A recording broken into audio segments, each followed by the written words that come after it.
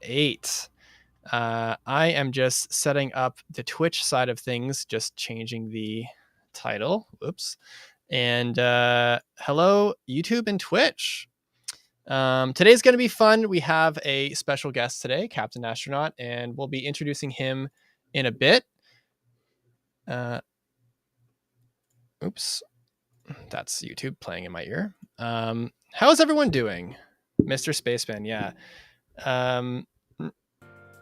American Light, hello. Kevin, yo. Oh wow, it's been a whole week. We're on episode 8. Very exciting. That marks like 2 months, basically, of the podcast going on, which is really cool stuff. I'm really happy that we're still holding strong. And we're staying consistent. It's awesome.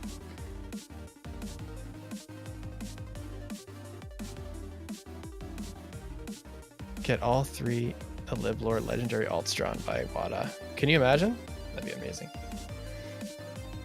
All right, guys. So I suppose basically what we're going to be doing today is we're going to have CaptainAstronaut come in, and then we're just going to be gabbing about Fire Emblem just like before with previous guests. So without further ado, let's all say and give a good hello to CaptainAstronaut. Hello. Thanks for having me. It's honestly a truly honor to be here. Oh man.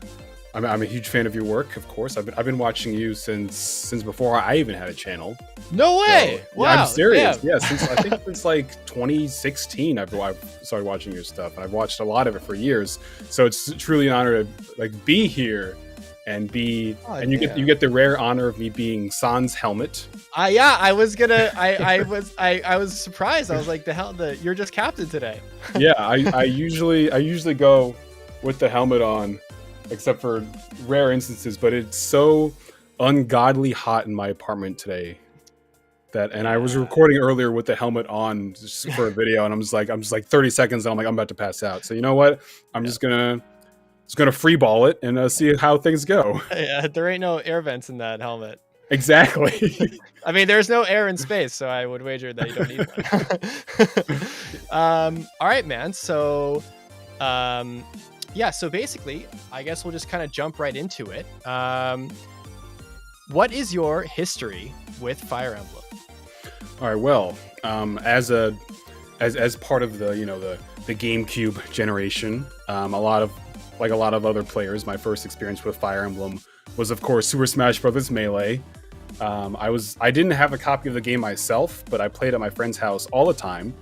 I did not know the controls at all, but I did know that Roy had a fire sword, and I knew neutral B. And so when we're all just like playing in like a group together, I would just stand on the side of the stage and charge up Roy's fire sword and just wait till someone flew into me, and then just like one hit KO them off the map. And I'm like, okay, this Japanese talking guy is pretty awesome, and I do pretty well with him. So that was my first exposure. And then I think I was around like 11 or 12 years old when Fire Emblem 7, also known as Blazing Blade, also known as just Fire Emblem, came out on the Game Boy Advance, and I knew I had to pick up a copy. So we got that for Christmas, I think in, what year was that? 2003 maybe. Mm-hmm. And as someone who had only ever played, the only RPG I'd ever played at that point was like Pokemon Crystal, which don't get me wrong, great game, amazing. But playing Fire Emblem for the first time, like, wow, this is like, I was kind of new to just video games in general at that point. So I was like, wow, this is incredible. This is absolutely amazing. And then, but I mean, of course, looking back on it now, with 20 plus years since then, 20 plus years of gameplay innovation in the series as a whole, looking back on that Game Boy Advance game now, it's still a GOAT, still the greatest game of all time. Absolutely love it. I play it all the time. I try to replay it all the time. Love that game to death. So then there was FE7, and then Sacred Stones came out right after that. Amazing game as well. You got the branching promotions. You got the split story with Erica and Ephraim. Amazing game. And then right after that was Path of Radiance with Ike on the GameCube. I've got to get Path of Radiance, so I played that on the GameCube. Amazing game. Ike is one of the best main characters in this series, of course. And then right after that was Radiant Dawn on the Wii, and I'm like, this is incredible. So that stretch of 4 games solidified me as like, this Fire Emblem is my favorite game series. And then I didn't play it for like 5 years. Well, in fairness, it kind of like low-key fell off the face of the earth as a series. A little bit, yeah. Yeah. Like I saw Shadow Dragon on the DS, and I was like, I want to pick that up, but also those graphics are not. There's room for improvement. It was a work in progress. Yeah. In retrospect, I'm like, I kind of wish they had gone with like. I mean, of course, with the benefit of hindsight, with the benefit of other, pixel art games since then, like with great animation, with like Celeste and stuff, you can see how much pixel art has progressed. And like the DS game, I think might have been better off with high fidelity pixel art animations as opposed to get me started on that. Especially when you're thinking about the Game Boy Advance pixel art animations, like the battle animations are still incredible, still hold up to this day. I think Shadow Dragon might have been better off with higher fidelity pixel art as opposed to the kind of lower resolution don't sugarcoat models. It was garbage. Don't get me wrong, there's a lot of great stuff about that game, but I skipped that one. Yeah. And then FE12 didn't come out in America, so I skipped that one. And then I went to college, and I was so focused on school that I barely played any video games. I had class, I had studying, I had extracurriculars, I had to work a job to pay the bills. I had to binge drink every single weekend. So all those things combined, I really didn't play a lot of video games except on breaks. So like winter break, summer break, Thanksgiving break, spring break. So the only times I played video games in that period. So I eventually did. I saved up. I got a 3DS. I got Awakening. And honestly, I really liked Awakening. I know it's very different. I know from what I've heard from a lot of fans, it is kind of more of a divisive game. But I honestly did have a really great time with it. Yeah. So yeah, I played all of 1 year winter break. So that I was super duper excited for Fates when it was announced. Like the most I had ever been excited for a video game. That was such a hype game. Like the trailers for Fates, I think. Oh my god, they were incredible. I would watch them over and over again. They were incredible. It was just like the most wild thing. It was just like, this is what Fire Emblem is, like ninjas and knights and like. Exactly. I was so excited for it. It was so crazy. Probably it was definitely the hypest trailers in the series ever. Absolutely. Like the music, really incredible. And then the game came out. And then reality struck. And I played it. I played Conquest first. I played it. I remember like laying in bed and playing it on release day for like 12 hours straight, and then texting my one friend who played Fire Emblem also, and I was like, "Hey, I don't think this game is very good." But I was like, surely I must be the problem. So I played Conquest, I played Revelation, and then I played Birthright, and then I played all 3 of them again and again. And every single time I was like, wasn't having a good time. I was like, I'm not a huge fan of this. And I saw everyone's, at the time, I think the reaction at the time was pretty positive. I watched reviews, I saw, other people's reaction to the game. And I think at the time, at least from what I saw, it was pretty positive. So I was like, all right, well, do I even like Fire Emblem anymore? Because like that game came out. Tokyo Mirage Sessions came out, which I didn't play. I looked at it and I'm just like, I don't think I'm the target audience for that game personally. Yeah. And then that's a tough sell. Yeah. And then after that, what Heroes came out, the gacha game, the mobile game. And honestly, for the first couple years, Heroes was for a mobile game, it was pretty good. Yeah, I think so too. I honestly, like, I look back, Heroes tends to come up as like a just like something to think about on like the podcast, or like just kind of, if you're a Fire Emblem fan and you've played Heroes, it's like someone actually mentioned it in chat like a couple weeks ago, and it was like the first like 2 years of like Fae was like such a golden era for the game. Absolutely. It was just, everything was simple, the art was nice, everyone was happy that Fire Emblem was like people were really appreciating it. Somehow it was like the best selling mobile game, and it was like Fire Emblem, and it's like people thought Reinhardt was playable in FE5, but no one actually cared because it was like, oh my god, people are talking about Thracia now. It's like, right. Yeah, and then now it's out of this world now. Oh my god, it's ridiculous. I played it for a couple of years somewhat consistently. I spent like a little bit of money on it, but like I don't think across all my years I spent more than a total of like $20 on Heroes combined. Yeah, that's good. I can't say the same. But honestly, as a free-to-play player, like it was still pretty fun. You could still get some pretty good units. Like it felt like every unit had some sort of a niche. You didn't need to. It wasn't nearly as power crept as it is nowadays. Mm-hmm. But honestly, like here, I mean, like I enjoyed it as a mobile game, but I still really didn't think of it as a true Fire Emblem game. Yeah, of course. I was still like kind of like wandering the waters of like, do I even like this series anymore? And then Echoes came out, and at first I was like, I'm not sure if I'm going to pick this game up, but I'm glad I did, because that game was insanely good. Like it's so good. It like renewed my interest in the series. I'm like, never mind, this series is awesome. I love these games. My faith is restored. Is what it was. So that game came out. Three Houses came out on the Switch after that. I loved that game. And then Three Hopes came out. Like the Warriors 3 Hopes came out. That one, I didn't play Fire Emblem Warriors 1 because it was mostly starring the Fates cast, and I was like, well, I don't really like the Fates games. Yeah, I don't really like the Muso gameplay. Yeah. I think I'm gonna skip this one. Yeah, it's kind of an easy skip. Like I feel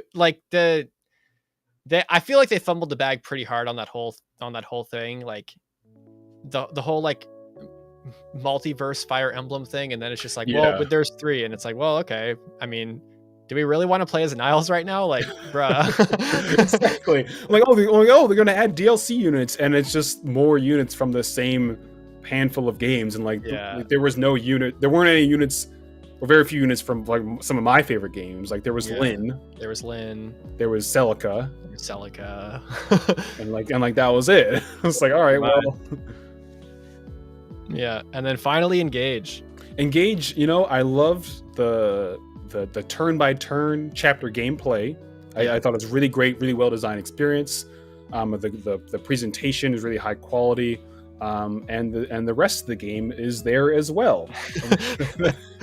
And that is my experience. The rest of the game too. Yeah. That is pretty much the Engage experience. Yeah. It's really funny, like to go all the way back when you said like I played Roy in Melee. Yeah. Like it's so funny how like 1-to-1 that was my history too, because I had Melee. I was one of like the late like bloomers of getting a GameCube, and I would always play like Mario Party and like Smash at my friend's house, and then I finally got a GameCube, and I finally like unlocked Roy. I forget how you did it, and then I thought he was so good. Apparently, he's bottom tier. He's literally one of the worst characters in the game. It's like, because you just like, you don't know. You're just like, you're like spamming the C stick and smash attacks and stuff. Absolutely. That's what I knew. I knew neutral B, I knew up B, and I knew C stick, and that's all I needed to play with my friend. That's Roy, baby. That's Roy stocks experience. Right there. Yeah, and then Roy was. I thought Roy was better than Marth. I thought Marth was just like, whatever, man. He's just blue. He looks lame. Like, Roy's cool. He has red hair. He has cool armor. His fire sword, his sound effect. Like, you can't go wrong with the fire sword. Exactly. Yeah, it's how could you? Like, it's a sword of fire. Like, bruh. Not this like plain Jane Falchion that doesn't have any cool effects. Yeah. And then FE7 was like, did you have the same experience where you were like, where's Roy? And then it's like, holy shit, Roy's at the very end of the game. Yeah, honestly, I did.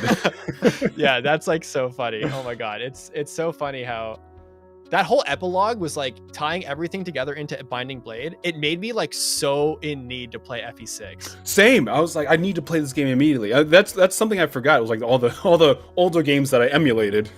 Yeah. Right around between like Radiant Dawn and Awakening. At some point, I played FE6. With the translation patch, and I liked it. I didn't like it as much as FE7, but I did enjoy it. Yeah. And then I emulated Shadow Dragon, emulated New Mystery of the Emblem. Nice. Did you haven't played any of the Kaga era games yet? I've started Genealogy so many times. So I don't make it past. I make it through chapter 2, and I'm just burnt out. And part of it's my problem. Like it is the type of game where like you need to play like at most one chapter a day, and then put the game down, and then wait for the next day. I don't even think you chapters are so long. Yeah, I think there's trying only to play 12 one of them, chapter, however, but still. I think trying to play one chapter a day in FE4 is in of itself like hard to do. Absolutely. Like that's like an ordeal. That's like 7 chapters in any other game. Exactly. Yeah, it's hard. You have to like really treat FE4 like a different kind of game altogether. Absolutely. FE6. Go ahead. Sorry. Thracia. Sorry, my dog is throwing around a ball. He's right behind me. I've started Thracia a couple times, but it was a long time ago. I don't think the translation patch was. I think it was like half finished at that point. So some of it was translated and some of it was not. So I just kind of winged it. But I'm like, I have no idea what is happening in the story because I hadn't played Genealogy at the time. So I'm like, I'll come back to it. And Thracia, I do want to come back to. I was watching Excelblum's playthrough of it, and it was really interesting. I love the gameplay story integration of everything, and all the wacky mechanics. I'm like, I need to play this game because it looks like a lot of fun. It looks like things could go very wrong, but also really funny. Yeah, it's like you have to have the mental, like you have to like prime yourself to play any Kaga era game. Honestly, I feel like you have to also prime yourself to play FE6, like. Because honestly, because the way I think about FE6, like when I first played it, I was like, okay, this is just gonna be like Roy's story. Yeah, we're gonna see some Elliewood, we might see some Hector, and we'll see some like really cool gameplay. And like the gameplay between FE7 and FE6 like feels, even though it's like basically the same thing, it's really not, because like the hit rates are so much different. I was gonna say you can actually hit things in FE7. Yeah, you could use an axe and it will hit something. Exactly. And then in FE6, your units who use axes are all bad, and also axes are terrible. Yeah. So like there's the aspect of like weapons function kind of differently, and then maps are like, I personally think like really some are good, some are bad. Yeah. It's a harder game just because like, again, it like your units are so much different. Right. Your Jagan is not as good. Like Marcus is not as good in FE6 as he is in FE7, obviously. Your Jagan's an actual Jagan and not someone who will just carry you through most of the game. Yeah. Yeah. Where Elliewood was like pretty solid, could be good, has good growths. Roy was just like, oy. Oh my God, Roy was so bad. Yeah, like I would purposely level up Roy early on in the game and get him to like level 20 pretty early on, and still I'm just like, why does he promote so late? Yeah, I honestly feel like that is probably like his biggest problem is like, if Roy would be, I feel like Roy would be a lot like more tolerable if he just promoted earlier. Absolutely. Because he just like, it sucks when you like have a like your main character kind of cap, because like a lot of people, at least I guess I can speak for myself, but I like power leveling my lords. It's just like fun to do. Oh, absolutely. Yeah, like, I'm gonna get them because I just want to use them all the time, so I'm just gonna get them to like level 20. But then you get Roy there and you're like, well, I guess he's just gonna stay here. And I guess I could have just distributed all that EXP to my other units if I'm just gonna like, if he's just gonna be stuck here for like 4/5 of the game. Right. Yeah, and also like being sword locked kind of sucked, because there was a lot of lance users. Oh yeah, a lot of lance users, a lot of ranged attack users. Yeah, a lot of wyverns. Yeah. There's a lot of those burn dragons coming around. Right. And then so I mean, I didn't play FE6 like for a while, but when I got FE8, I felt very similarly. And I thought that Ephraim and Erica were straight up Ninny and Anils. I was like, this is another sequel to FE7. Like, I was like, they have blue, like light blue hair. Like, there's a girl and a guy. I'm like, this is some like time skip, like like Land of the Dragons shit, man. And then, absolutely. And I mean, it was fine. Fire Emblem rules. If two characters have the same color hair, they're related. That's the rule in Fire Emblem. Yeah. I mean, a lot of the lords are I mean, not really related, but Like you think of like Raven and Priscilla. That's how I knew. They were playing the game for the first time. I'm like, pretty sure these two are related. And like, lo and behold, you just talk to Raven with Priscilla and then recruited. I'm like, boom. I'm like, oh, that was easy. Yeah. Who is your so obviously the favorite game is kind of like it's FE7.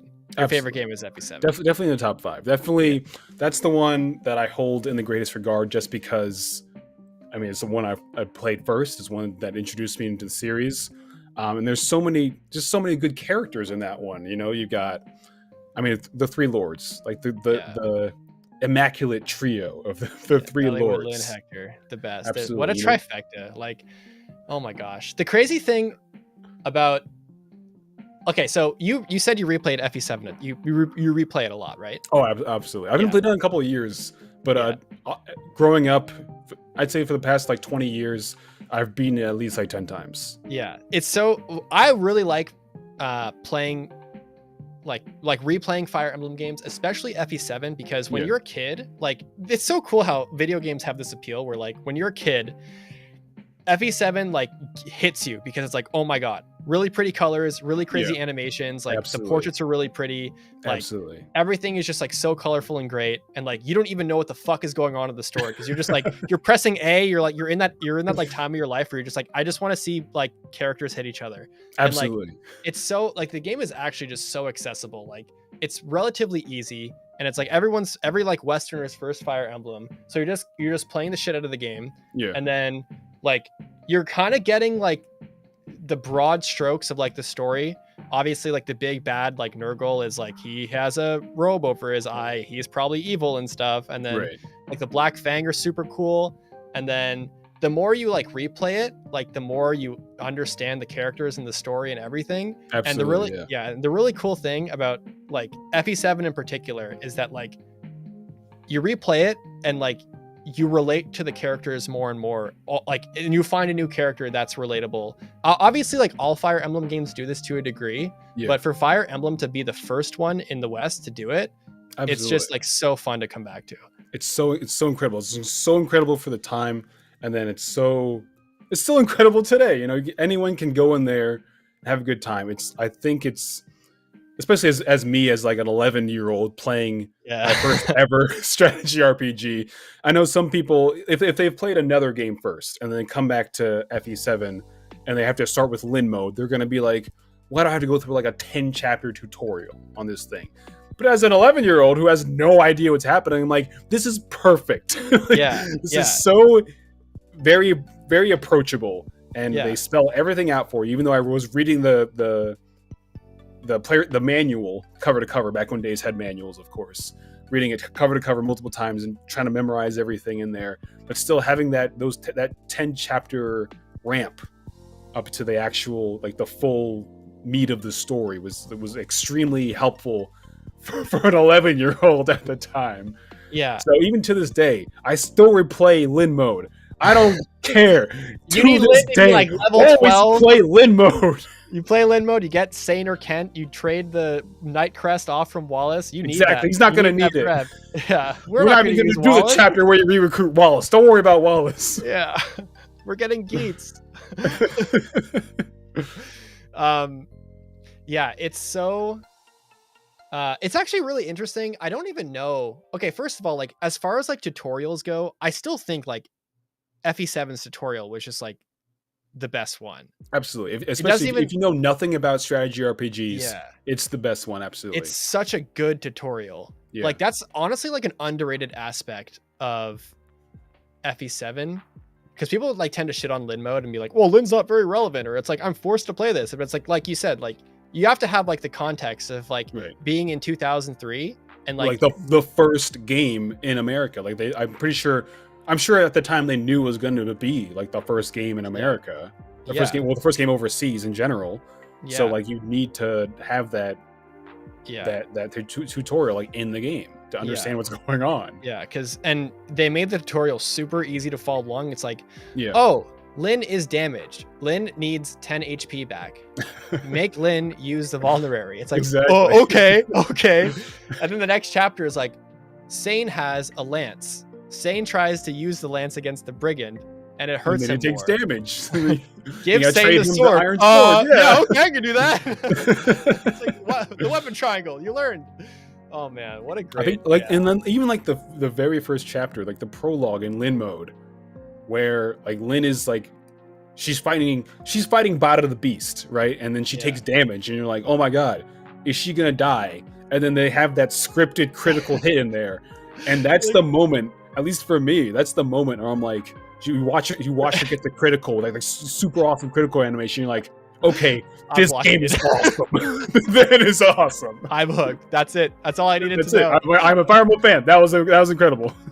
That was I think like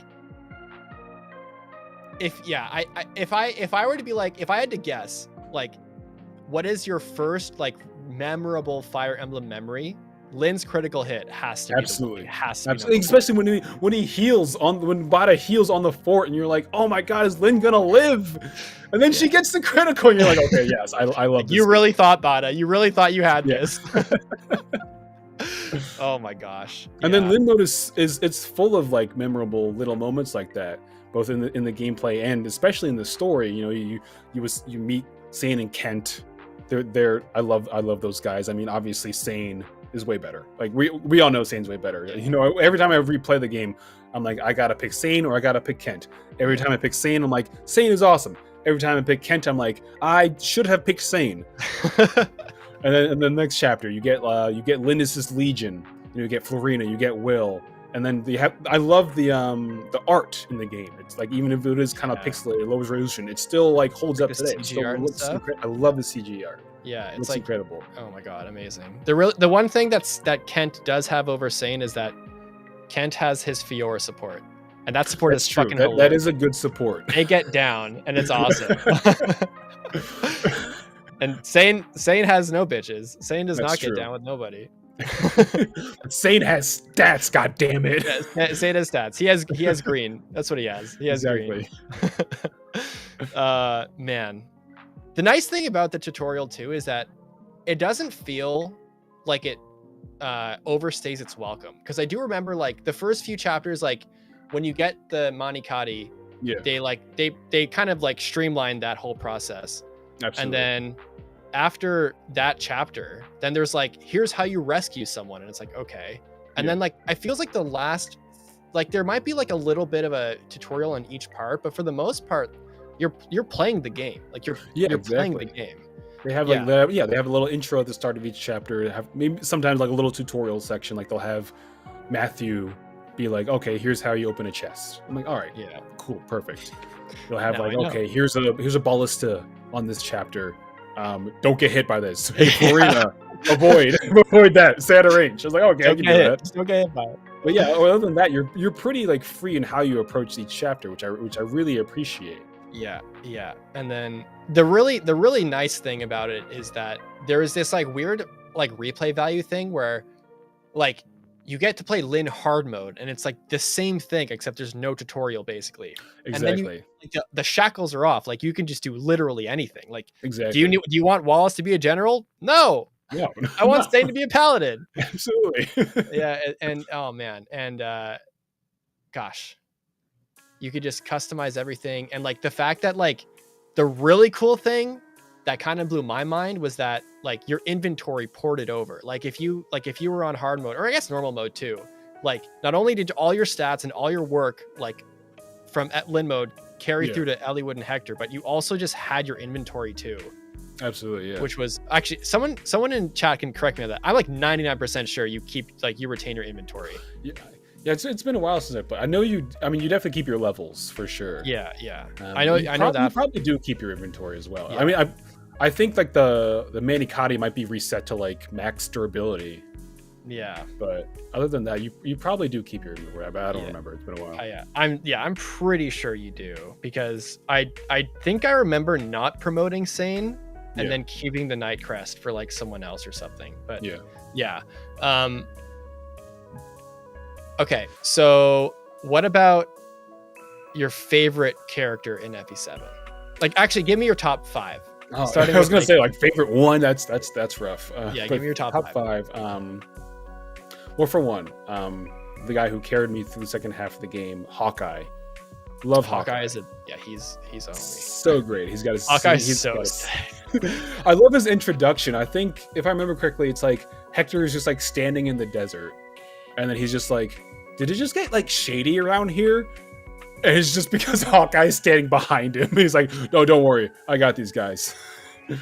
And yeah, then, that was really in addition, funny. Same chapter, you got Pent. Love Pent. Like what a great like gameplay introduction to like introduce that character, like in like the potency of that character, right? For a lot, I feel like for a lot of first playthroughs, that might be the first time you even see the Sage class. That might be the first time you see the Hellfire spell, and then like the mission objective, you're in the desert, and it's just like, oh, take out all of these. You got to save this one green unit in the middle of the map, and you're just like, oh my god, I saved this green unit. They're so stupid. They're so terrible. And then you start the chapter, and Pent is just soloing the whole map. I'm like, do I even need to be here? And then Hawkeye also shows up, and then he just solos the right side of the map. I'm like, am I gonna just let the chapter play itself? I think this, so it's so good. And like, because I remember looking at like the warrior bosses, Jasmine and Paul. There we go, like the two bros, the two axe bros, and I love when they show up in every game, or like similar. That's that archetype. I love when they show up. Yeah. And I'm looking at their weapons, and I'm like, oh, this is gonna be a hard fight. And then Penn is just like, no, don't worry, I got this. And he just solos them. Then Hawkeye's just like, oh no, don't worry, I got the killer axe. I have my own custom berserker sprite. Don't worry, I got this. He just solos them. I was built for this. Exactly. Oh my god. It's so funny how like in order to get the Gaiden of that chapter, you need to purposely prevent Pent from soloing the map. Yeah, it's like that's like the funniest like side quest ever. It's like, so this guy is like bodying every enemy unit. Your goal is to like stop your friend from like just beating the shit out of everyone and like the stealing EXP. It is so funny. Oh my god, that's such an interesting like way to like introduce like that was probably like one of the cooler Gaiden requirements in FE7, because a lot of them were just like actually psychotic, but that one a lot of them I'm just like, my first several playthroughs I didn't have a guide or anything, so I was I'm just winging it. And then I think one time, I don't know what compelled me to do this, I was just like, you know what, I'm gonna level up Nils in Lin mode a lot. For no reason at all. I'm just like, oh, I'm gonna plan on using Ninian later, so I'm gonna level up Nils in Lin mode a lot. And then I go to you go to the Dread Isle, and then you go to the first Kashuna map, and you take him out just by the skin of your teeth. He's always very difficult to take out. And then to my surprise, there's another Gaiden chapter after the Gaiden chapter you just did. I was like, what is this chapter? What is going on? Double Gaiden? Exactly. I had no idea. So that was insane. And then and that's what I love about FE7 is just the level of replayability. Like, every Fire Emblem game has some level of replayability because you can only deploy so many units. So one playthrough you might use this group, and another playthrough you might choose to use a different group. Mm-hmm. But then in FE7, there's so many like not necessarily branching paths, but just different different versions of the same chapter. Yeah, and that makes it really adds that replayability. You've got and then you've got all the Gaiden chapters that add to that replayability, and then just the different units and who you choose to use and who you choose to support, and seeing all the different supports, because you only get one A rank per playthrough back in the day. That's so like that is some old Fire Emblem like mechanics. I'm so glad they got rid of that. That's actually really funny. It was so funny though, because when you like, even because the only time I actually like finally truly realized like all the Gaiden requirements was when I did that video.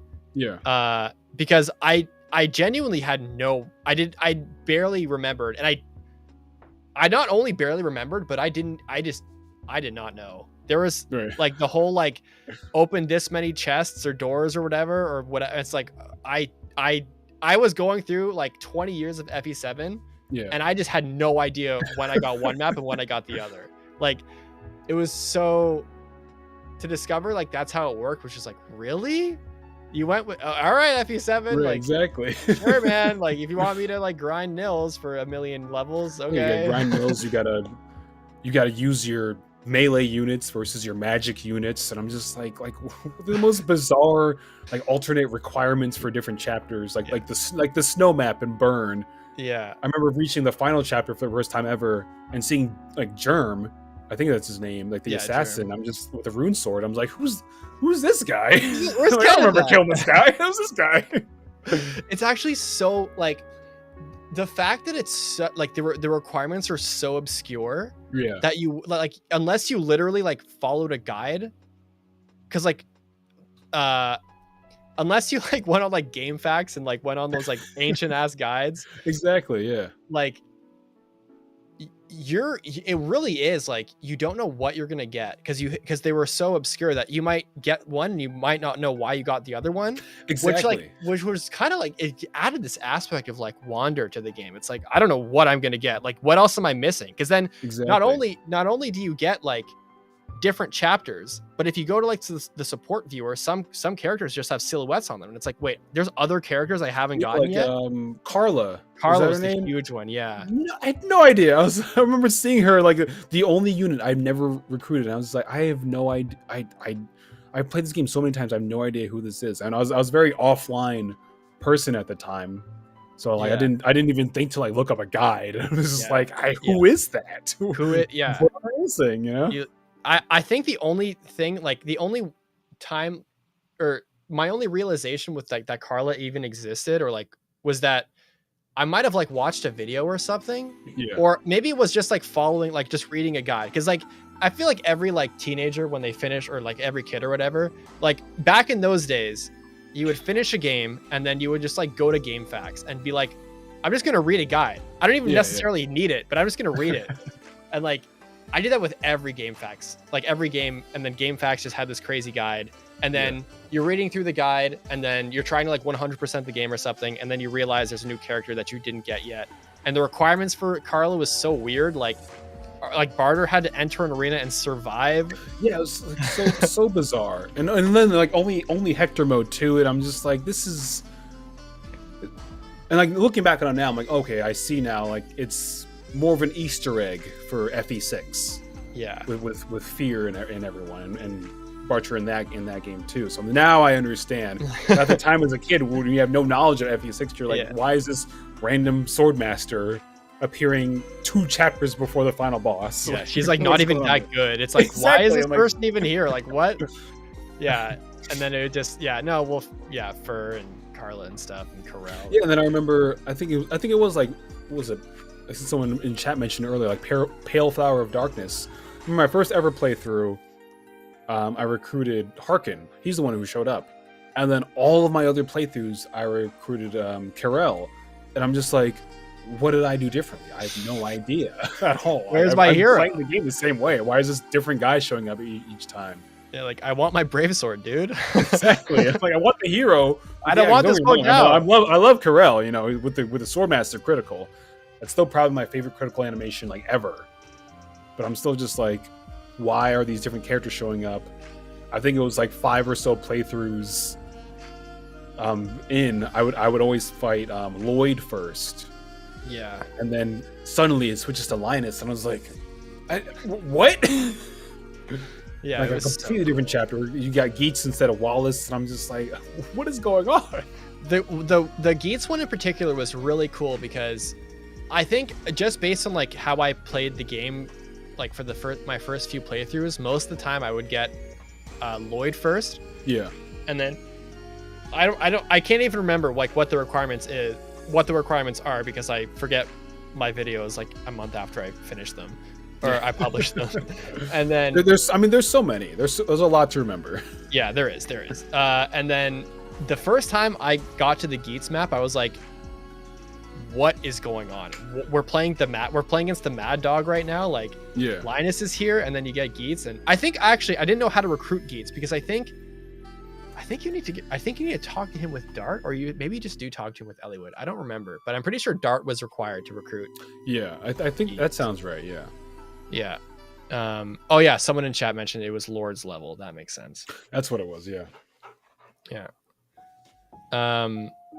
Gosh. And then, okay, so we have, who was your number 5? There was Hawkeye and Pen, and Hawkeye then we had. I mean, it's no playthrough of FE7 without mentioning Jafar. You know, and like first time seeing, I mean, first you see him in like a cutscene. You see him get the critical on Leela, and you're just like, what is going on? What? Yeah. And then later, much later in the game, you get to like recruit him, and I'm just like, whoa! And then like, you have to like, it's tough. It's a tough recruitment because he's killing everyone, but the downside is that he only has a killing edge with 20 uses. Yeah. And if he doesn't get enough criticals, it's going to break, and then he's just like stuck. So you kind of have to like rush in there to get him. But then you also have to rush to protect Zephiel so that the events of FE6 can happen. Yeah. And you also have to rush to get Nino. And then, if I remember correctly, I could be completely wrong on this. I think you have to like talk to Jafar with Nino. Yeah. Which is just hard to do. Well, it's like I think she's like a level 5 or so mage or something like that. Yeah, like you get Lynn to talk to Nino, and then Nino to talk to Jafar, and then that map. Honestly, like Jafar being recruitable was crazy because I definitely did not know how to recruit. I didn't even know he was a playable character. Yeah. And then, like I think maybe I recruited Nino, but then I didn't like. Maybe I didn't even do that. I don't even remember. But like, I remember just being mind blown that like, there was you don't really recruit Jafar in that map because you get him in the next. He stays a green unit until afterwards. Yeah. Yeah, and then, like, I don't think my first time like recruiting Jafar, like I didn't really understand like what was like why there was so much tension between like Jafar and Hector. Right. Yeah. And then and then like as I come back to the game, it's like, oh, like Hector just wants to straight up like kill Jafar. Oh, absolutely. I love that scene. I remember, it's same. I remember not fully understanding it as a kid, and then playing it later. I'm like, no, I completely understand. Hector will just fucking kill Jafar. Yeah. If he gets the chance, he will not hesitate. That's why Hector's such a good character. It's like he won't hesitate. He would, like, he will kill him. Like, absolutely. He was like, and Eliwood had to be like, dude, don't do it. I know you want to. Yeah. And Hector, is Hector in the top 2 for you? Absolutely. Hector's got to be up there. Absolutely. Okay. So he's so good.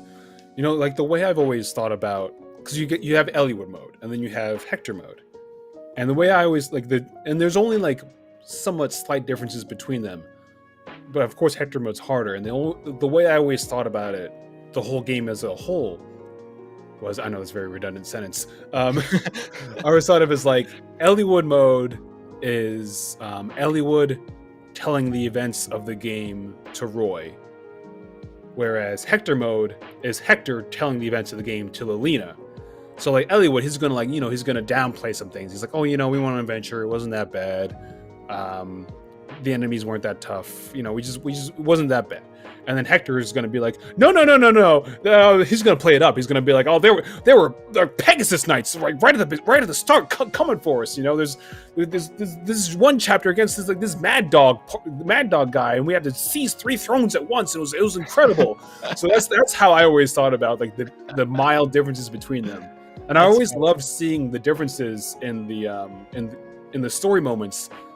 I remember beating Eliwood mode for the first time and playing as Hector mode, and looking forward to the parts where Eliwood would go off like on one direction, and then Hector would go off another. For example, I remember on the when you're on the ship going to the Dread Isle for the first time, and Eliwood's talking to Ninian, But then on the other end of the other end of the ship, in Hector mode, you get a scene where Hector is talking to Lynn, and they have like a specific CG, I'm pretty sure, of that scene.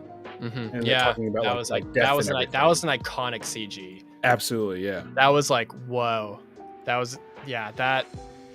God, Hector, like, was such that he was just an amazing character. Like, oh my god, like the fact, like, when I like, I kind of want to rewatch my Hector video because like, oh my god, like to just like his journey, and like that was a journey that like was always in the game, and it was again one of those things where like you just see a guy with blue hair with a big axe who just goes like, "Ha, you suck," and then like he just like critical hits you with like his like swagger and stuff. Yeah, and then like he's just this really cool guy, very like bold, and like he just doesn't play by the rules. He's like kind of this like bad boy axe wielding armor guy, and it's like this guy's fucking awesome. Like he's so cool. Yeah, he's super sick. And then like he just has this like, it takes you like years to understand like what is actually his story arc, because I feel like a lot of people were like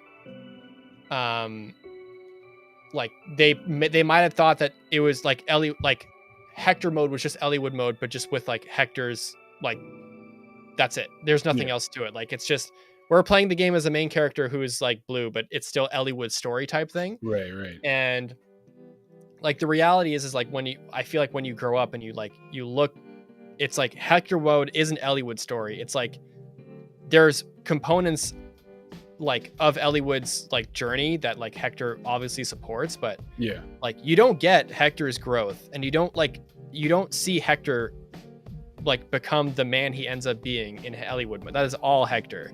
Absolutely. And it's like it really makes Hector mode, like, in spite of all the similarities, obviously, like with gameplay, like he has his own chapters, he has his own characters, like he has his own story arc. And it's such a cool way to like boost your replay value, is just not only having a game mode from a different perspective, but like just a different character growth altogether. Oh Absolutely. My god. Yeah, Hector mode, awesome. You get the whole like, you get the whole death of his brother and everything, and in Elliewood mode that's completely like glossed over at most. He's just like, if I remember correctly, Elliewood mode is just like, oh yeah, Hector's brother, oh he can't be here, he's sick, oh he's busy, he can't, don't worry about it. But then in Hector mode you get the whole like all the conversations with Hector and Oswin talking about his brother, and how like I'm pretty sure, if I remember correctly, like Oswin like kind of hid his brother's death from him. Yeah, he did. Yeah, he didn't, like, not distract him or anything, keep him from that grief. I think that's a really interesting dynamic. And also Oswin, great character. Love Oswin. Oswin's sick. Oswin's like so good. He's such a cool dude. Like, he was just this like older dude, giant armor knight. Yeah. Like, has like, I don't know. His palette was really cool, and he was fucking broken, dude. Oh my god, yeah. He would just carry one side of the map for me. I'm like, Oswin, plug that hole for me. We got reinforcements. Just stand there, draw all the aggro. Thank you, Oswin. Yeah, you're doing your job, buddy. Yeah. Okay, so is Hector number 1 or number 2? You know, that's a good question. Because because when people, I'm sure people ask you as well, like, who's your favorite Lord in Fire Emblem? And like, I'm always like, there's like 4 or like 3 on rotation. Yeah. Lately, who's your 4? Who's your 3? Yeah. My 4 or 3. So like, Elliewood was my favorite for a long time, and then Hector became my favorite, and then like Dimitri and Edelgard are like really fucking good. They're very good. Yeah, they're like very good. Yeah, they're very good characters. And then sometimes I think about like, maybe I like Leaf more than Elliewood. Like, maybe Elliewood is number 5 and maybe Leaf is number 4. Yeah. And then it's like, I'm always like, it's really hard to like solidify like those like positions. Yeah. But like, God, like Leaf is fucking crazy good. And like, but every time I think of Hector, and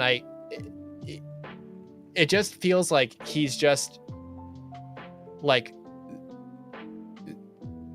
he goes through like the perfect character arc, and like the perfect coming of age story, like, that you could ever ask for. Absolutely. That like oh my god, I think about it, and like obviously every character, like every main character goes through like that kind of hero's journey sort of story, like beats type thing. Yeah. But like they go through like the big turmoil and they become better for it. But when I think of Hector, it's just even like the aspect of like Hector being like, I'm gonna take Armads and I'm gonna like be and like I'm gonna wield this weapon and knowing that I'm gonna die in battle. Like Absolutely. like love what the moment. fuck? Like, bro. He just like, Yep. I don't give a shit. Like I'm helping my homeboy, and it's like, Exactly. okay, this guy's amazing. Like what? Oh my god! Like he's just fucking amazing. Even before you know, I mean, like for us, we obviously we played FE7 way before we played FE6. Yeah. So even not knowing his fate, and still like viewing him as a character and being like, okay, this is what he's choosing to do. That's such a like a huge moment for him in his growth and everything, and that speaks to it how interesting and well written of a character he is. He's just like, yeah, I don't care what happens to me. This is the right thing to do at the time. Yeah. God, amazing character. Like when I think of my favorites, yeah, Hector is always like, obviously like Edelgard and Dimitri just have so much more writing because it's like, just the nature of video games. Yeah, as they develop, it's like, okay. Yeah. But Hector, just to do that much in that little, like relatively, like compare, like pound for pound, to do that much in that little time. Right. I don't know. I think he is my number one. I mean, I think excellent choice. Yeah, you can't go wrong with Hector being your favorite lord of all time. But there's a lot of really great ones. What about you? Who's your top like 4, 3, 5 lords? Well, number one's got to be Ike. You gotta love Ike, you know. Yeah, I've certainly gotten a lot. I used to not be a fan of Ike, but I'm turning around quite a bit on Ike. So Ike is number one. Yeah, Ike's always gonna be number one through both Path of Radiance and Radiant Dawn. He's so great. I love his, because I recently replayed Path of Radiance for a video I never actually ended up making. Shit. But I'm slowly chipping away at it. Maybe this year. Maybe this year might be the year. Okay. But I love his his like boss conversations too. When he like talks to the boss right before he kills them, he's just like the boss is like it'll be like a Dayan general. It'll be like some prissy general, be like, who are you? And he's just like, I'm Mike. And then the general will be like, oh, don't worry, like I'm gonna kill you, I'm gonna defeat you. And then Ike just like solos him. And he's like, oh no, my legacy. It's so funny. Yeah, Ike has like no, like he just does not care. Like he really doesn't. He will drop the coldest bars on you. Absolutely, and it's over. Great. And like he follows through with it.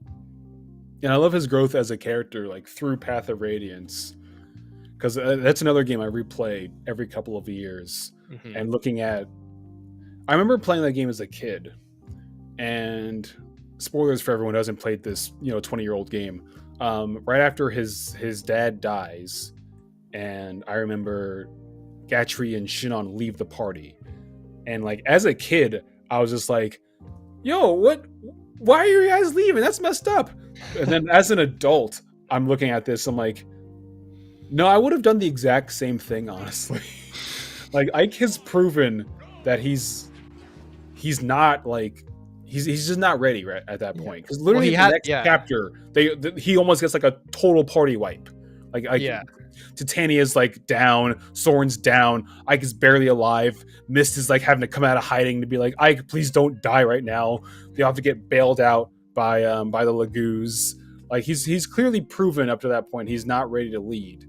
So at the time I was like messed up. I'm like, that's messed up. And as an adult I'm like, yeah, that makes sense. But then watching him grow as a character, grow him as a leader throughout the journey of Path of Radiance was an amazing journey. And then in Radiant Dawn, when he just shows up at the end of part 2, and with an awesome cutscene with the Grail Mercenaries, and then all through part 3, it's just I love how part 3 of Radiant Dawn is the easiest part because you have the Grail Mercenaries, and there's like, nope, we're just really good at this game. And narrative and gameplay. And then in part 4, of course, especially with in the tower, fighting side by side with all the Legus, all the units, all those units that are like good enough to bring into the tower, which aren't that many at that point. If you're playing on like anything higher than easy mode, you just kind of replace all your units with like the Legus Royals and Har, of course. Yeah. Legus Royals and Har, and then like the final scene where like he's the only one who can defeat Ashira, because even if you kill Ashira with someone else, she just regenerates, and you're just like, no, it has to be Ike. Ike is the chosen one. He's the chosen one. Man, okay, that's a really good number one. It actually, you do make a really good point when it comes to like why Shinon and Gotri would leave. It's because like why would you like, because Shinon obviously like fucks with Grail a lot. Like they were home, like they were like literally life changing and stuff.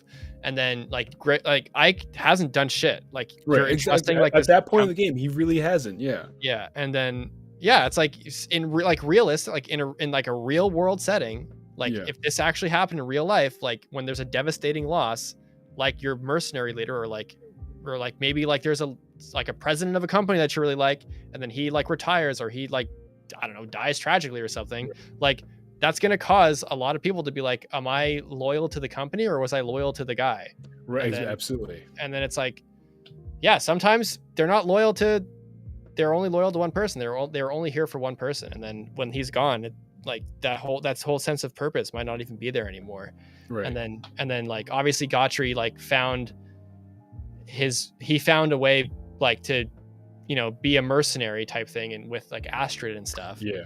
But then like Shinon fell into the hands of the enemy, and then had to get like super crazy convinced to like not, and then Ike had to literally like, beat the shit out of him. Oh my God, I remember for the longest time, multiple playthroughs as a kid, I had no idea how to re-recruit Shinon, because like you can talk to him with so many of the Grail mercenaries, and he just stays an enemy, and I'm just like, you know what, this guy's racist anyway, let's just kill him. So I would never re-recruit him, and then part of the reason is because I never use Rolf, and that's the thing. You have to talk to him with Rolf, and then kill him with Ike, and then he joins after the chapter. I'm like, how am I supposed to know how to do that? Yeah, like, by Fire Emblem rules, a character is dead when you kill them. So how am I supposed to know to kill them with Ike? Yeah, that was kind of obscure, but the whole way it worked, it's also really funny to be like, yeah, I'm gonna, like, if you beat me in a battle, it's like, dude, you're an archer. Exactly. Like, you're not, this isn't gonna work well for you. You can't, like, once I get in your range, it's over. Like, you can't even hit me. This is back in the days when bows were still not the greatest weapon, especially on enemy phase. Yeah. So I'm just like, what is this guy doing? We're just gonna take, I think he has the brave bow. I'm like, just give me a bow, get out of here. And then I played Radiant Dawn later. I'm like, oh, it looks like canonically you re-recruit him.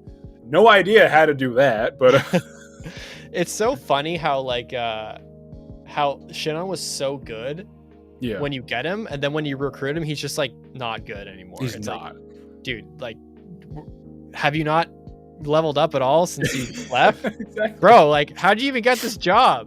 And then he has the provoke skill to like make more enemies attack him. I'm like, you are not an enemy phase unit. What are you doing? You're not anymore. Maybe you were back then when like you provoked enemies to come at you, and then you could like, they could deal like menial damage to you, and then I can come in and like do some damage and get EXP. But now he's like, he'll piss people off, and he doesn't have anything to back himself up with. He's just gonna die for it. Right. Yeah. And then at Radiant Dawn, he's the best archer. He might be the best bow user in Fire Emblem history, debatably. So I'm just like, all right, well, he's fucked up in that game.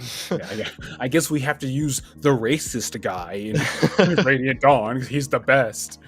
That was the first time I ever played a game with a guide, was Radiant Dawn.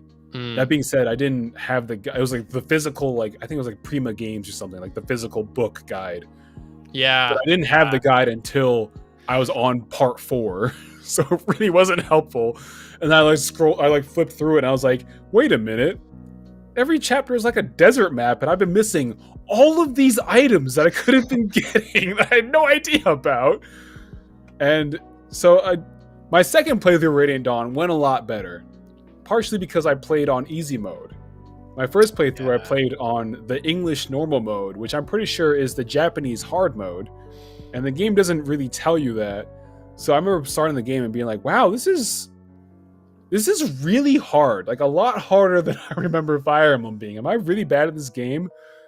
Especially because it starts you with the Dawn Brigade. And I love those characters, but fighting wise, like on one hand, yeah, they're trying to use the gameplay mechanics to demonstrate that, you know, you are like a ragtag band of revolutionaries trying to fight against this oppressive Begnian army occupation. On the other hand, wow, you guys are really bad at fighting. Why is the hardest chapter in part 1? I think it's either chapter 3 or 4, where you have to you're in the desert and you have to fight you're in the desert temple. Yeah. To fight the Lagoos who are all swarming at you. I'm like, this is so hard. Yeah, that was... Radiant Dawn was really weird for that. There was a lot of weird localization things that made no sense. Yeah. That was a wacky game. It was. And on one hand, I'm glad they went reasons. with Path of Radiance was a very traditional type Fire Emblem game. So, for the direct sequel, let's do a silly one, I guess. Where you're constantly swapping perspectives. your units are constantly changing up, part 1 is super duper hard, but then they give you Nyla, they give you Taro Neo, they give you the Black Knight. It's just stupidly easy. Mind-boggling. Whoa. BK? Yeah, exactly. Yeah. I'm playable BK? What? Who literally he just can't take any damage at all. Yeah, it's he really can't be hit. It's okay, I guess that's BK now. He's that good. That being said, I absolutely love Radiant Dawn for the scope of it, the perspective switching, the grand scope, especially because it establishes builds such a great narrative foundation with Path of Radiance. So it's able to build upon that in Radiant Dawn, have all the different perspectives, have all the different, all the senators doing one thing, like the Daean army, just all the different continents going at war with each other. I think it's really, really interesting, and the way it all culminates in the tower at the end. I really loved it, that game. Yeah, the Radiant Dawn. Well, Tellius in general, but Radiant Dawn's especially was a game that had that political intrigue of it. Because, absolutely. FE7, the GBA games, that wasn't really the focus. Path of Radiance was that kind of focus, and then if you didn't play if you didn't play Genealogy or Thracia, and Guidance certainly wasn't, then that was a game that just had these differing factions just moving because one other faction moved in some particular way, and it was one of the first games I ever played that really felt like the world actually mattered. Right, absolutely. Yeah. And then you can't talk about I see it in the chat a little bit. You can't talk about Radiant Dawn or the story to Radiant Dawn without bringing up everyone's favorite narrative mechanic, the Blood Pact. The Blood Pact. You see, when I was playing this game as a kid, I think I was 15 or so when it came out. I didn't really question it. I was just oh yeah, that's just the mechanics of the world. Cool. Oh yeah, Ashnard used it too? That makes sense. Yeah, sure. Then I'm looking at it later in life, and I'm just honestly, I mean, it is just like a plot device at the end of the day. Yeah. But also, you don't really need the Blood Pact, in terms, at least for Daean. Their whole thing was that they when Peleus took the throne from the Begnian occupation, he signed the Blood Pact so that Begnian would be their ally. But then now I think about it, I'm just you don't really. The senators didn't really need to threaten to invoke the Blood Pact to make the story kind of make sense. Because I'm thinking about what Daean is, right? In the grand scope of the conflict, Daean is, for one, their country is full of racists. They hate the Lagoos. So like they're not gonna, obviously they're not gonna side with the Laguz, like the big army, right? They're not gonna side with them because your troops aren't gonna fight on that side.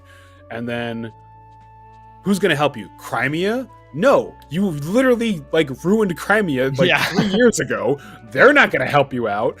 Honestly, your only ally is gonna be Begnion. So the senators, like they rewarp in. They're like, Peleus, you need to follow our commands, or else we're going to invoke the Blood Pact. I'm like, they didn't really need it. Dana's kind of screwed either way. It's like, you need to take a side in this war. Like the only like position they maybe could have taken without the Blood Pact is like, okay, maybe they could have been neutral. They could have just stayed out of the conflict. Like, then that kind of makes sense. But given like the scope of the war, it really just like they essentially just needed to ally with Begnion from a narrative perspective and from a not getting re-invaded perspective, because like yeah, the Dawn Brigade and allies retook the Dane capital. They're able to fight off the Begnion occupation, but let's be real. The Begnion Empire army could have easily retaken Dain if they wanted to.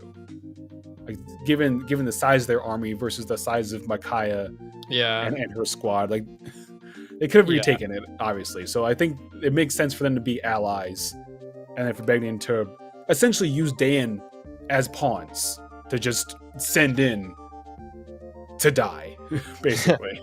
Yeah, I honestly wish I could contribute more to the Blood Pact conversation, but I am very, very like hazy on that whole thing. Yeah. So like I don't want to say anything that I will sound silly for, because genuinely like I don't remember much.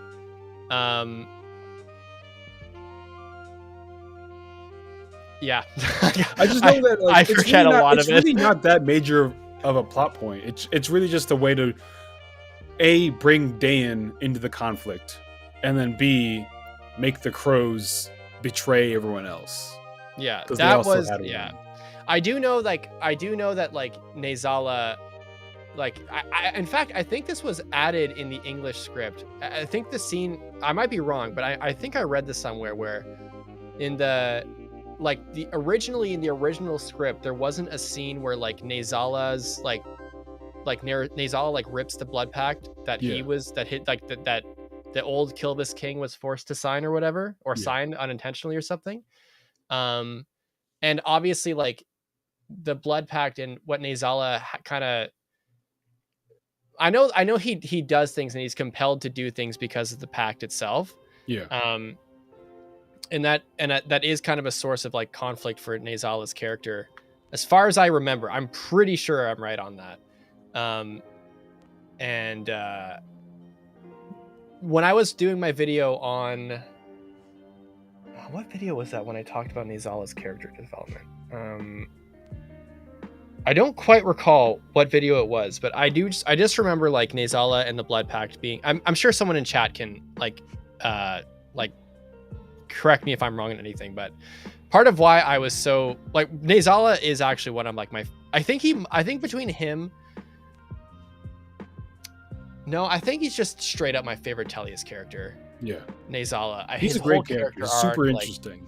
And like you never really, especially on a first playthrough, you never really know like whose side he's on. And I think that is really interesting. Like, what hand he's trying to play. Yeah, his whole like just his self-awareness and like his willingness to like actually care for his like subjects and stuff, and he'll do anything it takes. Yeah. I don't know. Nazala is just really fucking cool. Oh yeah. I love his scene with at the beginning of part 4 with him, Leanne, and Skrimir. Like that. Oh, first of all, that artwork was so crazy. Yeah. Oh my god, what a crazy! He's able to convince Skrimir not to kill him because Tabarn has a better claim to kill him. Yeah. Someone in chat, Molt, said Edelgard support science. Yeah, so I did bring up Nazala in that Edelgard video, but there was definitely another video that I brought Nazala up, and it was like very happy because it was like, I don't know, his whole like learning about Nazala's character. I really should. Okay, so I don't know if you know this, but I didn't actually ever finish Radiant Dawn. I got to It is like long. yeah, I got to part 4 and I failed to complete it twice. And the only stuff I kind of know about Radiant Dawn towards like the very end was like stuff that I had to like read up for a video, but actually like straight up playing the story or playing the game, I haven't done yet, and I really should, because Well, I highly recommend. I'm extremely biased, but I highly recommend it. I have to get on that. Maybe this will be like my turning point and be like, I'm finally gonna sit down and beat Radiant Dawn, and that's gonna be like, it's like one of the only games I have yet to complete, which is very funny. It's like, of all games, like Radiant Dawn is the game you didn't finish yet. It's like, sorry, I beat Gaiden. Yeah, it's highly recommend it. Yeah, I'm extremely biased, of course. It's one of my favorite games of all time. Hey, Radiant, it's awesome. The Telia Saga is sick. So we have Ike. Yeah. And then so Ike is the #1 favorite lord, but there's 4 others. All right. I guess Hector could be up there too. I'd say, yeah, Hector's probably number 2. Edelgard probably 3. I do think she's by far the most interesting character in Three Houses. Edelgard? Yeah, absolutely. Yeah. Like she literally, there's like 3 characters in that game who have the Fire Emblem. It's her, Byleth, and Nemesis, right? Yeah. So they're the most important characters, and she's the catalyst for the whole story. And I think she's just a really interesting character. My first playthrough of Three Houses, again, I went in completely blind. I accidentally ended up on Crimson Flower. Oh, straight up, you ended up on that one. Yeah, I just ended up on Silver Snow instead. Yeah, no, yeah, exactly. That's what I've heard. I'm like, I remember playing the game and like I was enjoying it, but also I'm just like, this seems like there's like cutscenes missing from this. Like, is there supposed to be like a cutscene, like at the end of like right before the time skip, like in Crimson Flower, it's just like, oh no, Rhea transformed. Oh, Byleth fell down a hole. Man, that's crazy. It's just like Hubert explaining everything that's happening. I'm like, I feel like there's supposed to be a cutscene here. Yeah. And then I pulled the other routes. I'm like, oh, there is a cutscene here. So while that route did feel not necessarily unfinished, but maybe a little bit like it could have used just a little bit more time in the oven. I did really enjoy it, and I did really enjoy Edelgard as a character. I think she's really interesting. Combat-wise, just can carry the whole game literally can carry the whole game. Yeah, especially if you make her like a Wyvern Lord and then just spam Raging Storm, yeah. And then yeah. What a crazy combat art. So funny. Yeah, Edelgard is, I mean, she's just fucking incredible. Like, oh my god, what a crazy. I love all 3 of the lords in that game, absolutely. But I'd say Edelgard is definitely my favorite. Okay, there's 2 more. Oh man, that's tough. I really liked Celica. I thought she was really interesting. Yeah, I know it's Celica's good. More of a niche pick, but I really liked Celica. I thought she was really cool. I mean, both her and Alm, awesome characters. I mean, Echoes is awesome in general. Echoes is sick. And the final pick for your top 5. Oh my god, it's hard. It's a hard pick. See, if we included Smash Brothers in this, I'd say Roy, but you could say Roy. No, I've played FE6. It's definitely not Roy. It ain't Roy. Roy's not in. He's not in the top 5. Been there, done that. Not interested. Yeah. I'll go with Micaiah actually. Okay. Yeah, I'll go with Micaiah. I was of the amount of time I spent with Radiant Dawn, I really did like Micaiah. Yeah. Yeah, I really thought she was cool. Oh, she's definitely an interesting character. The conflict that she has to go through is very not typical of a Fire Emblem Lord. Right. And yeah, she's put in some really just tough situations. Yeah. And it's just really interesting to see like what decisions she makes in those. Mm-hmm. Some of them I'm just like, I don't know if I would have necessarily made those decisions. Like, I don't know if I would have, dumped oil on the Empress. On Sanaki. I don't know if that was me. I don't know if I would have done that in that situation, but I think it makes for a very interesting story. Yeah. Yeah. Yeah. Well, I mean, different perspectives, different reasons to do things, and we're not Micaiah. Yeah, exactly. That's the important. That's the best part. What I like about in not just Fire Emblem, but stories in general, was Yeah. like you don't know what the character is gonna do.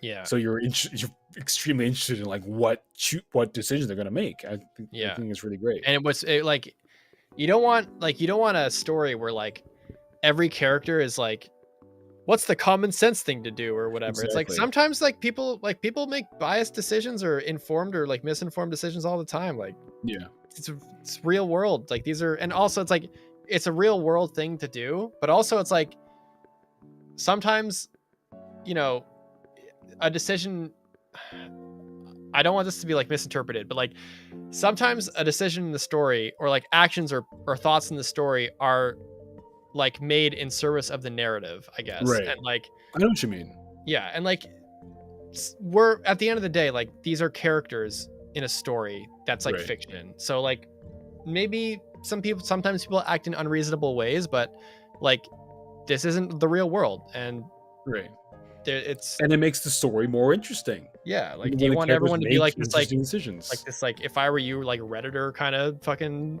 personality, where like actually this is the most like logical explanation. Like fuck off, like yeah, exactly. I'm just like I want to see a good story. I want to see like that's my baseline assessment for like, do I like a story in the sense of like, do I want to see what happens next? If I want to see what happens next, then I'm enjoying the story. I want to keep playing it. Yeah, one of the biggest like lessons that I've learned when it comes to like looking at stories and stuff is like, if you have like a perception of like a character or like the way a story should go, and you don't like, and it like it takes it like a direction that you didn't expect, that you didn't like, sometimes like you'll kind of like criticize or like look at a story with like a conclusion in mind already, and if it doesn't like line up with that, then you just won't like it. And I feel like nowadays it's like really important to like really appreciate like what a story has tried to do, or like what the writers, like what the authorial intent was, like the narrative intent. Like that's the, like for me when I look at a story, it's like what did the writers like try to do here, and like did it come through well, not like what do I think the story should be, or like what was my experience. Because if you look at a story and then you have a conclusion already, then you're looking at the story backwards basically, and like the story might not line up with what you want, and like you have to accept that the story's taking another direction. But if you don't accept that, then you're just going to have that perspective kind of cloud over the actual actions and the things that happen in the story, and your experience is going to be worse for it. And so absolutely yeah, it's really important to have that kind of analytical view, especially if you're a YouTuber, eh? Gosh, absolutely. Yeah, you gotta come at things with an open mind. Absolutely. And one thing to add on to that, I was thinking about this earlier today, is like I've realized in my years of YouTubing is just because someone offers criticism of something doesn't necessarily mean that they want it to be changed, or that they think that the author or designer, whoever, did things wrong. They're just providing feedback to it. Like I don't think it's right to like put things on like a grading scale, you know, in that sense. Yeah, there's I mean, it's not like sometimes people like make decisions, like the writers make decisions in the story that you don't necessarily agree with, but like it also is one of those things where it doesn't just like ruin the entire story, like like no story is perfect. And so like to just have like this crazy, like if the story isn't every way that I want, then it's just bad, or like if the story is not what I expected, like then it's terrible and it's just like dismissed and stuff. It's you have to just be careful when it comes to like, I don't know, judging a story. It's really hard too, because especially if you're like doing a review or something, like there's the big fear of like being wrong, and like what is being wrong, and like I don't know, there's a lot of pressure when it comes to like putting an opinion piece out there. Oh, absolutely. For people to criticize you with, like it's a lot. Like it's really tough to like have like a criticism out of something, and like you know that you believe it and stuff. Yeah. And then like there might be one thing wrong. Oh, the worst thing ever is when like you have this whole argument, it's like really solid, and there was one thing you got wrong, and then all of a sudden your whole the whole thing does not matter. Like one thing, one like detail one thing wrong is like slightly off, and that's what people will focus on when they make an argument against your argument. And it was like, well, everything else I said kind of holds up. Yeah. Just because That's one minor detail slightly off. That is the YouTube nightmare. That is literal. That's YouTube experience. Yeah, that is. You know what? YouTube is a nightmare straight up. Oh my God, absolutely, absolutely. Yeah, there's nothing more devastating than like reading a comment section and then there's like 5 comments that are the same thing, and it's like, I know. Stop, please. Exactly. Like the best you could do is just like put a pinned comment down there and be like, hey, I realized this later, or hey, I misspoke here, or hey, what happens with me a lot of times, I'm a terrible speaker, is like I not necessarily mispronounce things, I just like flub my words here and there, and then my message doesn't come through as clearly as I would have liked. Or if like I'm joking, but like it's like dry humor, so some people might think I'm being serious. I don't know, a bunch of comments like, no, that's not right. It's like, I was obviously joking. Relax, guys. Yeah. My thing that I try to avoid this with, like, even like, so a lot of my videos like some like the videos lately have been more so like trivia and like mechanics and stuff, and sometimes like the overall like 98% of a video is going to be like accurate, but there's always that like 2% that if I just skimmed it over one more time, I would have gotten it. And so it feels like every time I upload something, there's always like one thing I got wrong, and it's like, God damn it. Like, can I just, obviously there are videos recently that like don't have like a trivial mistake that like literally does not matter. Like last week I did like the video on light magic. Yeah. I watched that one. Yeah. And I said, I mentioned this in the podcast last week too, but the fact that I got this wrong twice. So basically in FE4, the magic triangle goes like, here's a 3 anima, like there's like the wind, thunder, and fire anima triangle. And then above that is dark magic, which beats all 3 of those. Yeah. And then beside that is light magic, so they are neutral to each other. Yeah. But it was the second video in a row where I got it, where light beat dark, and then dark beat everything else, but light also beat light beat everything. And I was like, how did I mess this up twice? How did I make the same mistake? And like, no one cares. Like literally, no, like there's one comment being like, oh, actually you got and it's like, it doesn't take anything away from the video, but like the fact that it's like, God damn it, did I really just get that wrong? I have to like do like a comment and be like, sorry guys, like no one actually, it's like not even a big problem, but like you're your own worst critic and stuff, and it's like, oh, absolutely. I like rewatch some of my older videos and be like, that's a mistake, or be like, oh, that's a tiny editing mistake. Yeah, and it just stays with you for years, for fucking years. I am like, so I don't want to look back at my old videos, man. Oh man, I can't watch anything of myself that's like more than 2 years old. Yeah, that's like I know.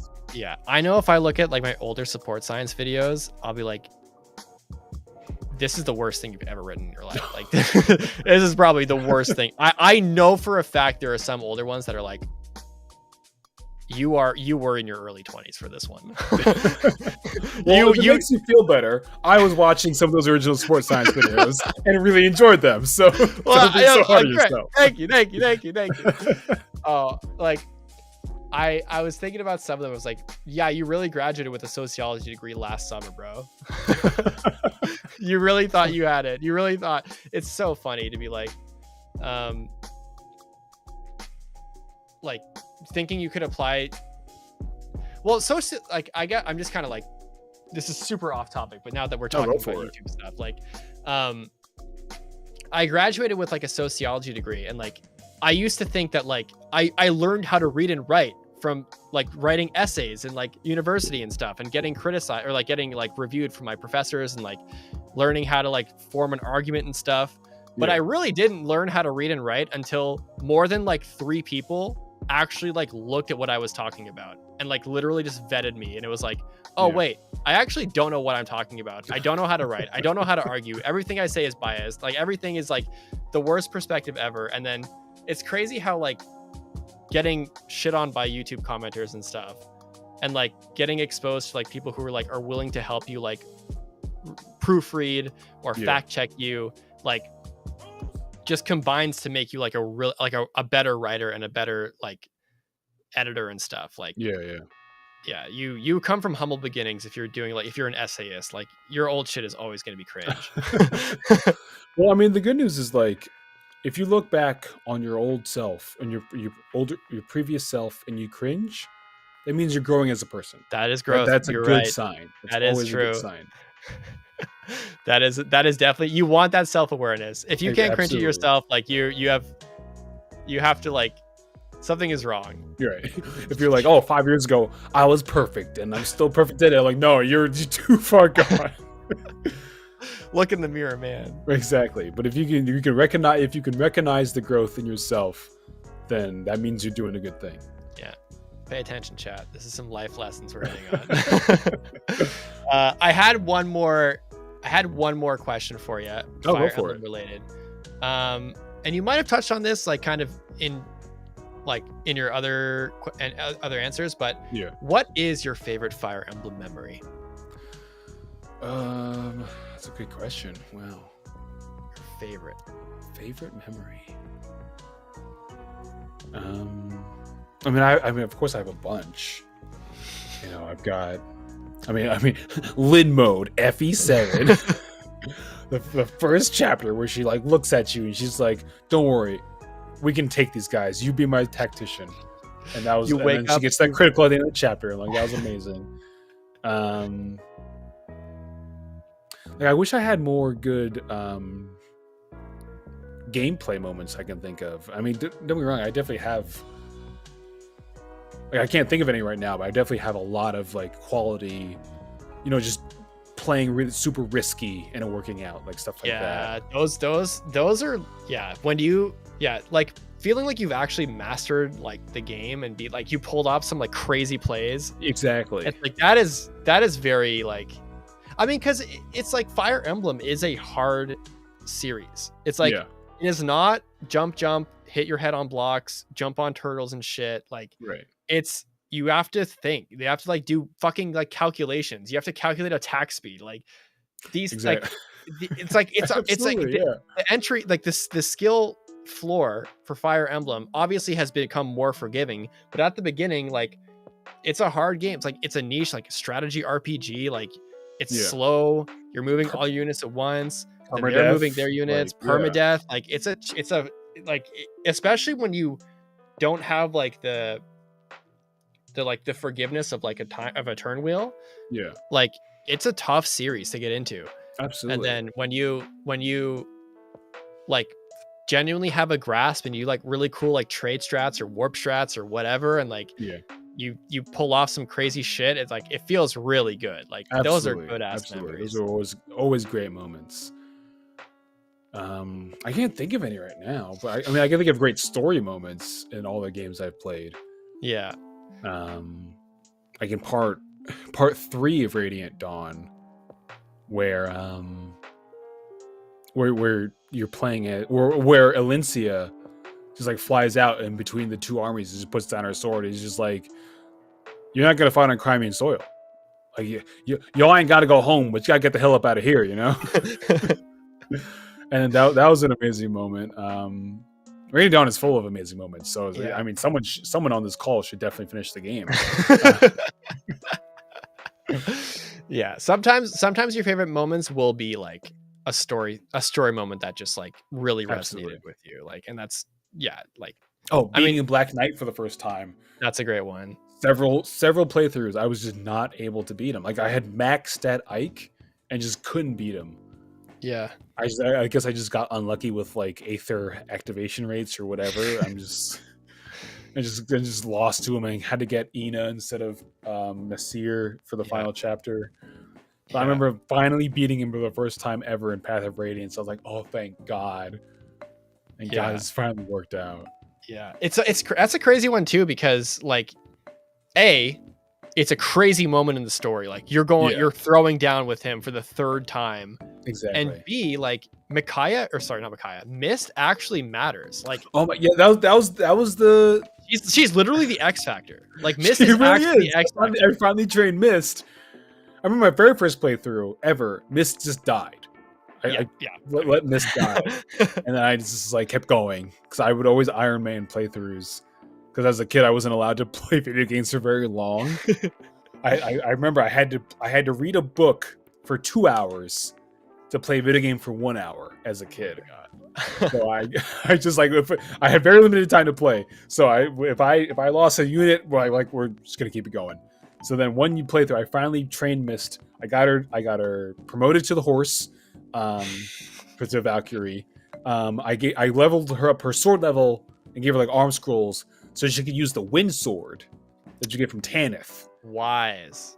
And then so she could use that magic stat. That is that gameplay memory coming through. Absolutely, that's what it is. That is the mastery of the game. Yeah, and then like the soldiers come in, and like the bishops come in to heal the Black Knight. That's why I can never beat him, because the bishops heal the Black Knight. Yeah, those fucking bishops, Those man. fucking bishops. But then I'm like, then Mist is like, actually, I'm gonna help you. It's like punished Mist, and she just solos everyone else on the chapter in that room, so that I can just focus on killing the Black Knight. And I was like, oh. That's how you beat this, by training Mist. Yeah, that's the secret. That's the secret. And it's really cool. It's like, yeah, well, I mean, Grail is Mist's dad too, so. Exactly. Yeah. Wow. Yeah, I remember Radiant Dawn. This is only tangentially related. I remember again playing the game without a guide, having played previous Fire Emblem games, thinking that that Wyvern Lords and Wyvern Riders or Wyvern Lords were weak against bows in Radiant Dawn, which they're not. But thinking that, and then never putting a Wyvern Rider in range of a bow unit for the entire game. So then in part 2, you have Har, and then I remember like Har getting attacked by a crossbow user, and then he didn't die. And I was like, wait, what? And then realizing, oh, Wyverns in this game, they're not weak to bows. And then using Har to just kill everything on like every map for the rest of the game. I'm like, this guy is awesome. He was a nothing unit in Path of Radiance, and he's incredible in this game. Yeah, Har was a Laguz Royal, like unofficially. He really was. You didn't have to use him that much, and he'd still be like end game ready by the end. He was so broken. Like he was stealth buffed by them just deciding that like Wyverns are only weak to thunder. Like, okay. Yeah. Like a garbage ass magic type, sure, dude. Yeah, it shows up like I don't know, like 5 times throughout the whole game. I'm like, sure, like, you can avoid 5 thunder mages for sure. Yeah. All right, well, guys, I think we're gonna call the episode here. We've been chatting for an hour and a half now, so it's flown by. It's really these things really do fly by. So guys, if you want to check out Captain Astronaut's YouTube channel, it is linked down below. And that will, of course, link to his other socials, like his Twitter and stuff like that. Astro, it was a total blast having you on today's episode. It was the so pleasure much fun was all talking. mine. Absolutely. Awesome, man. Well, everyone, if you want to support the stream and you want to support the podcast, please consider becoming a retainer. American Light, I do know that you re-pledged your membership and I missed it, so I apologize. So keep being awesome, guys. We love and appreciate our favorite boy. Thank you so much. Yeah, guys, if you guys do want to support, you can become a retainer. You could always leave a like on the stream as well. And additionally, patrons and YouTube members do get a Patreon and YouTube member exclusive episode where I kind of just talk about a life update for me personally, and some behind the scenes stuff. So if you want to tune into that, you can become a retainer, keep your notification bell on. And with that being said, once again, thank you so much, Captain Astronaut, for your time. And I'll see you all next Thursday. Deuces.